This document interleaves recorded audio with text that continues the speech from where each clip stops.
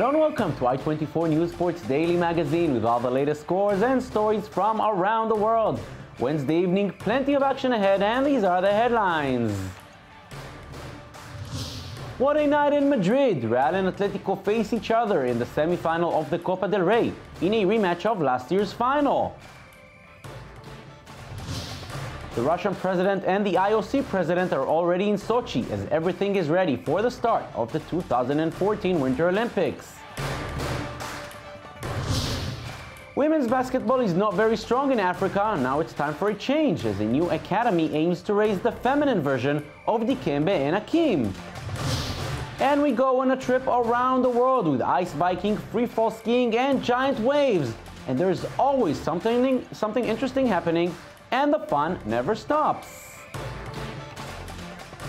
Hello again, and thank you for joining us. We are live from the Jaffa Port. There is midweek football action in Europe with the local cups being played. The Big Three in Spain will take to the field tonight.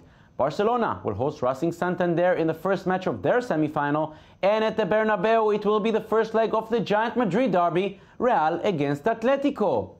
A big responsibility for Real Madrid, who see their city rivals top the table of La Liga and have a lot to avenge, as Atletico beat them in the last two visits to the Bernabeu. Last year they did it in the final of the Copa del Rey, and this year in the league. On the upside for the Merengues may be the fact that Iker Casillas will be the man in goal tonight. In the last two losses, it was Diego Lopez.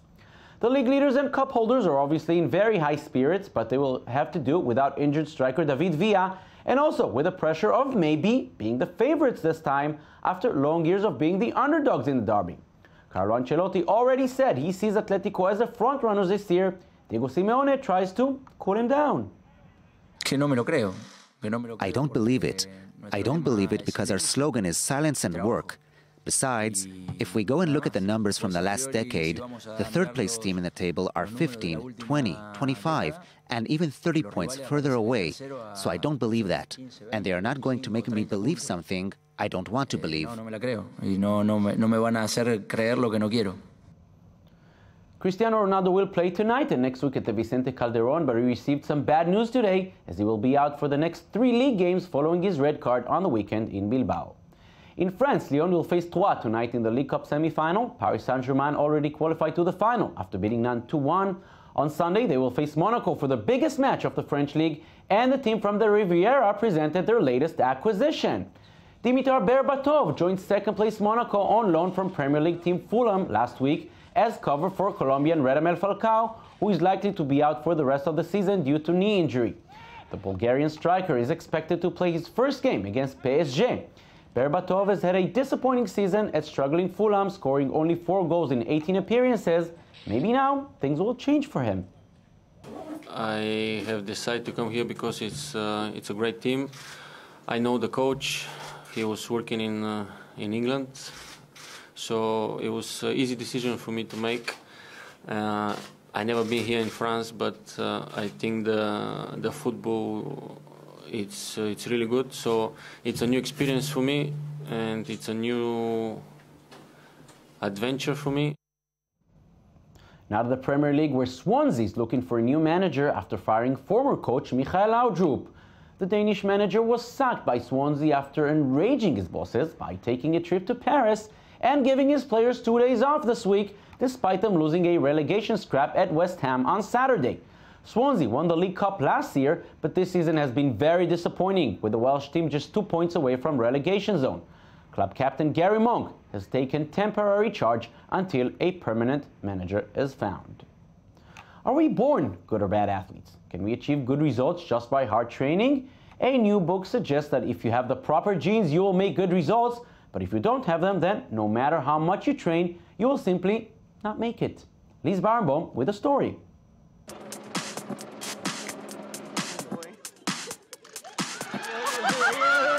What if professional sports were only a matter of genetics? If you blame yourself for not finishing a marathon or participating in the Tour de France, don't feel bad. Maybe your gene pool is the one to blame. For some people, sport benefits come with a lot of training. According to British author Malcolm Gladwell, 10,000 hours of training in any sport are enough to become an expert. That theory was denied by David Epstein, the author of The Sports Gene, a book about the role of genetics in sports. The dispute between the two scholars caused a great deal in the sports world. The best sprinters in the world have a common factor. They own two versions of the ACTN3 gene, which is responsible for better muscle efficiency. Maybe it's not what will make you win the world championship in athletics, but if you don't own it, you can't switch careers. A controversial theory about an alleged slave's gene raises many debates. The world's best sprinters are descendants of West African populations who came as deported slaves to the American continent. Usain Bolt owns the genes of that part of the world. His characteristics are long legs and a narrow pelvis. Caribbean people also excel at sprint runs due to stronger muscle fibers than the average man. Although Caribbean runners are good sprinters thanks to better muscular dynamics, the Kenyans and Ethiopians are the ones dominating the marathon and distance running. Raised in regions of high altitude, they develop a larger lung capacity, consuming less power and running longer distances. Are you bad at swimming? Then it's probably because your body is not adapted properly. Female swimmers display bodies that are quite similar, with a narrow pelvis and narrow hips. Michael Phelps, the most decorated athlete in Olympic history with 18 gold medals, has a perfect body for swimming. Phelps towers to 6'4", his feet and hands are large and flexible, and his legs are small, which allows him to have better contact with water. In basketball, size is an important factor. For example, 1 out of 6 Americans between the ages of 20 to 40, towering to 7 feet, play in the NBA.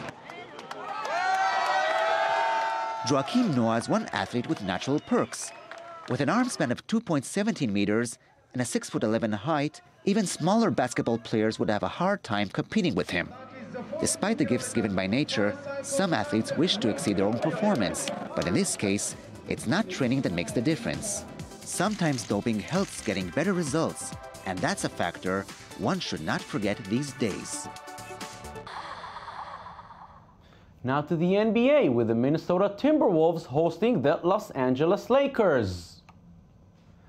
Kobe may still be out, but the Lakers finally got Steve Nash, and they sure missed those beautiful assists.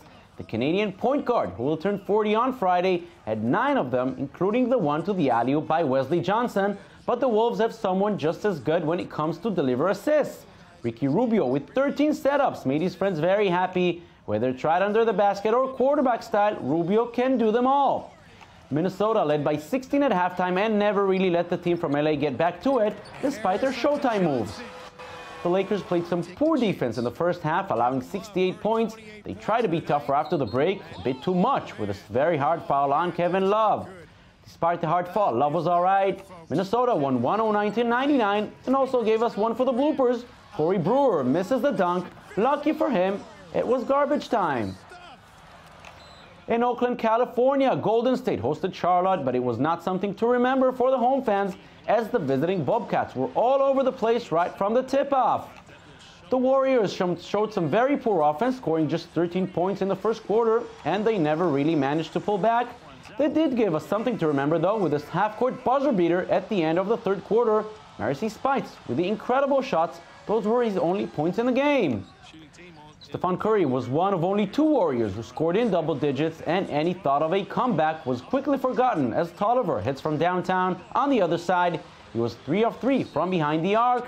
The final 2 points for the Bobcats came from this power jam by Josh McRoberts, Charlotte easily winning 91-75. Bismack Biyombo is one of the players in Charlotte, continuing a long tradition of successful African players in the NBA, with some giant names in the history of the league, like Dikembe Mutombo and Akeem Olajuwon. Unfortunately, this cannot be said about female African players, with very few of them making the trip to the WNBA. A new basketball academy in Senegal is now trying to change that. For the students of the Seeds Academy in Western Senegal, life is dominated by study and basketball. And for the first time this academic year, girls are also being given a shot at the big time. Aged between 16 and 19, they train hard for 6 days a week in the hope of one day playing in the United States. We're motivated to be in the academy, and we're ready to make sacrifices to follow one of our dreams, which is going to the US to continue our studies and our sport. The school, based in the city of Thiès, has been open to boys since 2003. One former student currently plays in the NBA, and around 40 have gone on to study in American universities. Following heavy demand from girls eager to join, a female course was set up in September. Like the boys, the 18 players get to study in the city's top further education college, and all fees are paid for. The school is entirely financed by private donations, mostly from the US. Only work pays, so we expect them to work hard here, but also at school and at home, to have certain values in life. The students stay either at home or with host families. It's a busy timetable and distractions are not tolerated. To keep their place, good academic results are essential. It's all a way of showing the girls that you can achieve as much as men. That's very important. They've seen that women can succeed at basketball too internationally, and here they can study and at the same time pursue their passion. The Seeds Academy's links with American colleges offer the potential for scholarships, and for those with the talent, maybe even a professional basketball career. And with Senegal's women having won 10 African basketball championships, double that of their male counterparts, there's every reason for these students to aim high. The Winter Olympics in Sochi are just 2 days away, and Vladimir Putin is shifting gears.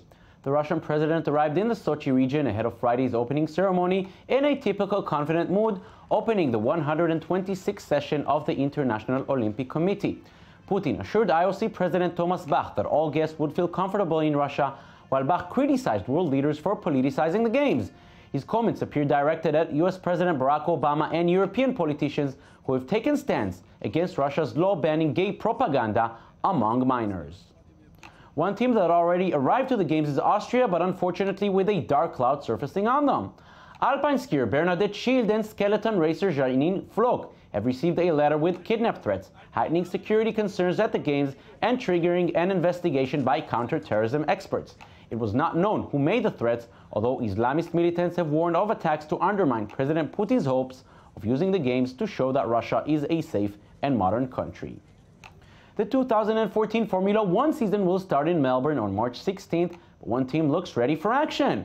Mercedes Formula One team tested their new car at the Silverstone circuit. The F1 W05 is the most complex Formula One car ever produced by the team, thanks in large part to the dramatic regulation changes for 2014.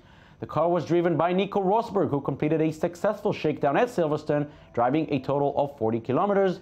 After finishing runners-up to Red Bull in 2013, Rosberg and former champion Lewis Hamilton hope to assist Mercedes in ending Red Bull's dominance at the F1 racetrack.